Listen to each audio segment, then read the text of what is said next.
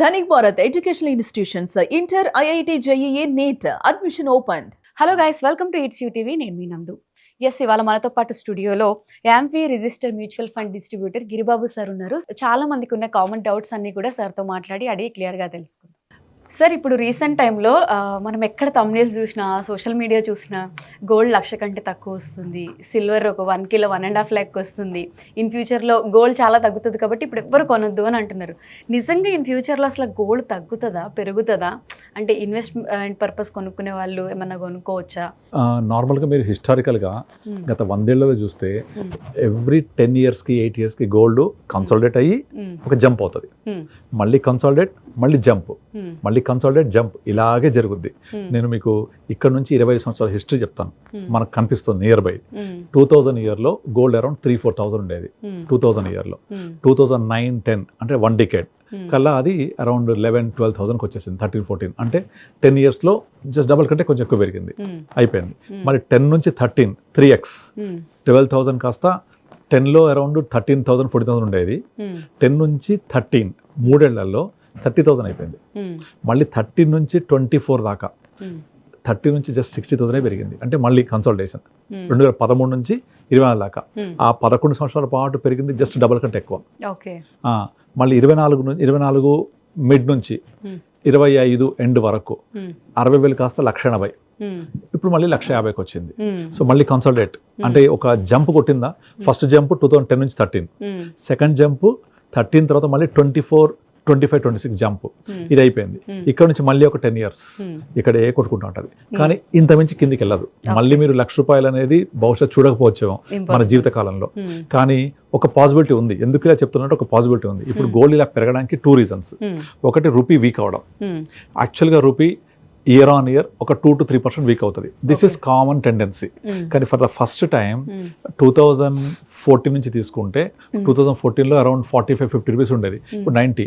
Almost ఒక డికేడ్లో 11 yearsలో almost 90% week అయింది. ఎప్పుడు లేదు ఇంత రూపీ వీక్ అవడం.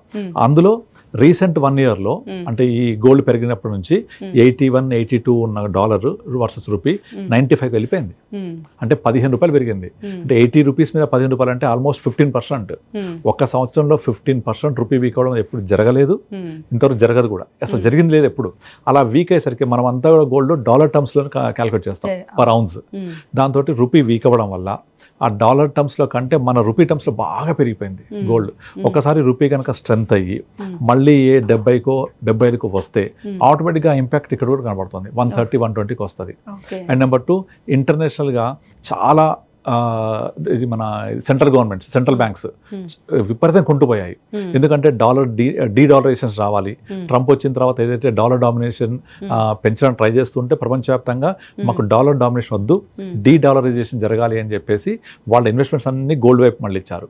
సో విపరీతంగా బయింగ్ జరిగింది. ఒక వస్తువు కావాలని అందరూ ఎగబడతాయి, దాని ధర ఏమవుతుంది? పెరుగుద్ది కదా, బికాస్ సప్లై ఇస్ కాన్స్టెంట్. మనకు అంత తేలిక దొరకదు సప్లై, చాలా ఎక్స్కవేట్ చేయాలి, విచ్ ఇస్ టూ కాస్ట్లీ.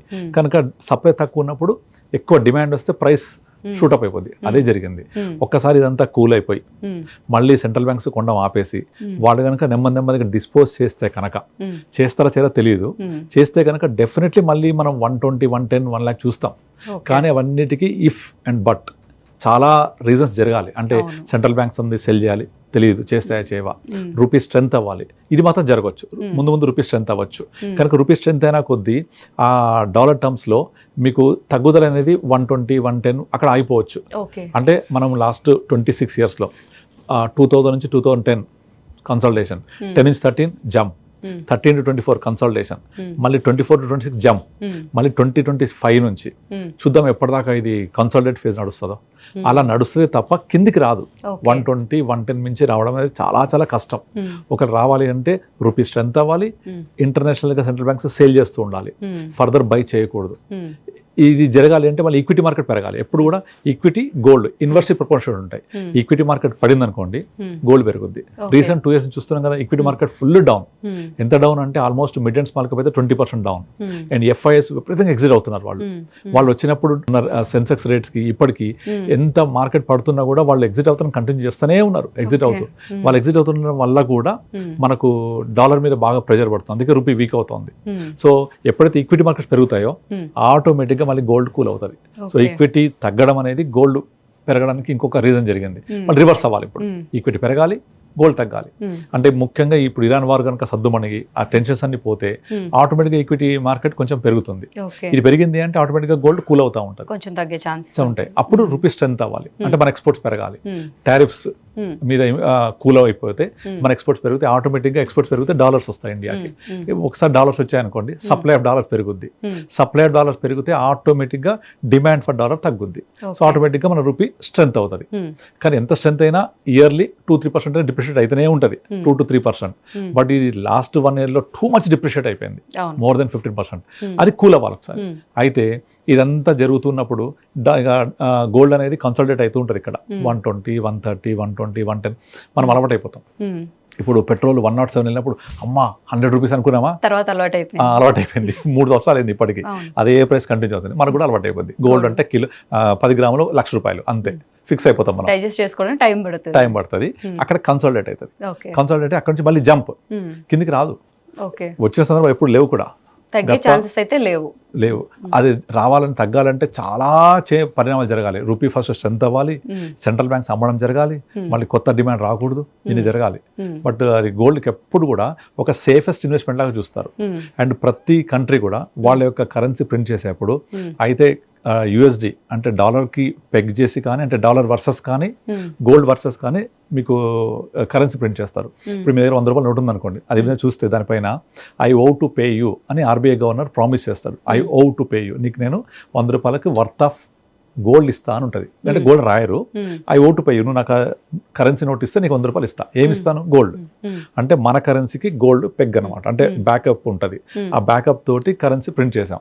అంటే మనకు ఏదైనా సరే ఒక వస్తువు అనేది సప్లై డిమాండ్ దాన్ని బట్టే ప్రైస్ రిటర్న్ అవుతుంది కదా. సో ఇప్పుడు కనుక మనకు గోల్డ్ ఎక్కువ పెంచుకున్న కొద్దీ కరెన్సీ మీద కూడా ప్రెజర్ తగ్గుతూ ఉంటుంది. అందుకనే అన్ని కంట్రీస్ గోల్డ్ రిజర్వ్స్ పెంచుకొని ట్రై చేస్తూ ఉంటారు. Because it is safest haven, safest investment. కనుక మనం కూడా ఏం ఆలోచిస్తాము, బంగారం కొనుక్కుంటే నేను కష్టకాలంలో ఉపయోగపడుతుంది, నేను ఏదైనా ఇబ్బందుల్లో ఉంటే బ్యాంకు తాకట్టు పెడితే గంట సేపట్లో నాకు డబ్బులు ఇస్తారు. కనుక మనం ఎలా ఆలోచిస్తామో దేశాలు కూడా అలాగే ఆలోచిస్తాయి. అందుకనే గోల్డ్ రిజర్వ్స్ పెంచుకొని ట్రై చేస్తూ ఉంటారు. మీరు 1992లో చూస్తే ఇండియా గవర్నమెంట్ దగ్గర కేవలం 1 వారంకి సరిపడా మాత్రమే ఫారెన్ రిజర్వ్స్ ఉండే మన దగ్గర. అప్పుడు మనం గోల్డ్ తాకట్టు పెట్టి తెచ్చుకున్నాం బయట నుంచి. ఎందుకు? గోల్డ్ అనేది అట్లా పనికి వస్తుంది, యూజ్ అవుతుంది. కనుక అందరు గోల్డ్ అక్యుములేట్ చేయడానికి ట్రై చేస్తుంటారు. అందుకనే గోల్డ్ ఎప్పుడు కూడా కిందికి రావడం జరగదు. ఒక కన్సల్టేషన్ అయ్యి జంప్, మళ్ళీ కన్సల్టేషన్, మళ్ళీ జంప్, ఇదే జరుగుద్ది. కనుక కిందికి వస్తుందా అని ఎవరైనా చెప్తే I don't believe less than 1 lakh. ఈ లోపల మనకు అలవాటు అయింది అంతే. ఓకే, సో రూమర్స్ నమ్మకుండా నీటికి తగ్గట్టు అంతే. అవసరమైతే కొనుక్కోవాలి, తప్పదు. పెళ్ళిళ్ళు ఉన్నాయి, అలాంటప్పుడు మనం కొనుక్కోవాలి, తప్పదు. ఇంకా శుభకార్యాలు ఇంట్లో తప్పదు. కాకపోతే ధర పెరిగింది కాబట్టి 20 గ్రాములు కొనే దగ్గర 15 గ్రాములు కొంటాం అంతే. Okay sir. అండ్ మనలో చాలా మందికి ఇలా రకరకాల డౌట్స్ ఉంటాయి. ప్రాపర్గా ఇన్వెస్ట్ చేయాలని ఉంటుంది, ఎక్కడ ఇన్వెస్ట్ చేయాలి, ఎలా ఇన్వెస్ట్ చేయాలి, అంటే మనల్ని గైడ్ చేసే రైట్ పర్సన్స్ మనకి దొరకాలన్నమాట. మీలో చాలా మందికి రకరకాల డౌట్స్ ఉండొచ్చు.